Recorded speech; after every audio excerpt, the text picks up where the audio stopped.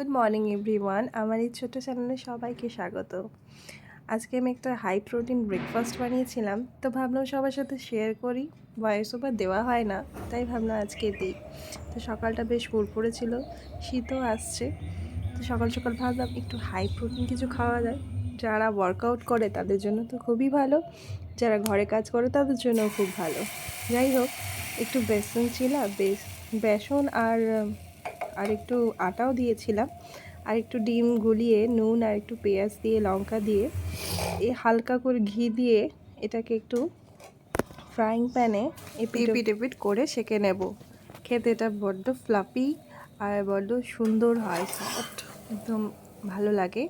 এটা এক রকমের প্যানকেকও বলা যায়। আর বেসন হচ্ছে হাই প্রোটিন রিচ, আমরা সবাই জানি। তার সাথে নিয়েছিলাম কিছুটা সবুজ ডাল আর কাঁচা ছোলা।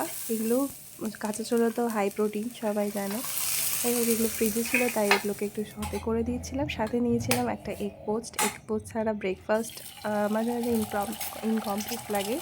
যাই হোক, প্লেন এগ আর একটু গোলমরিচ আর একটু নুন আর একটু চিলি ফ্লেক্স দিয়ে নিয়েছিলাম, যেহেতু আমার কাছে অ্যাভেলেবেল ছিল।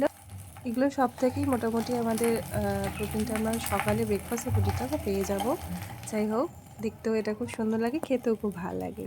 তো এই ডিমটার আমি এপিট ওপিট করিনি, শুধু এক পিটি করে নিয়েছিলাম। কুসুমটা কিন্তু সেভাবে কুক হয়নি, মোটামুটি সেমি কুক হয়েছিল। খেতে আমার এটা খুব ভালো লাগে।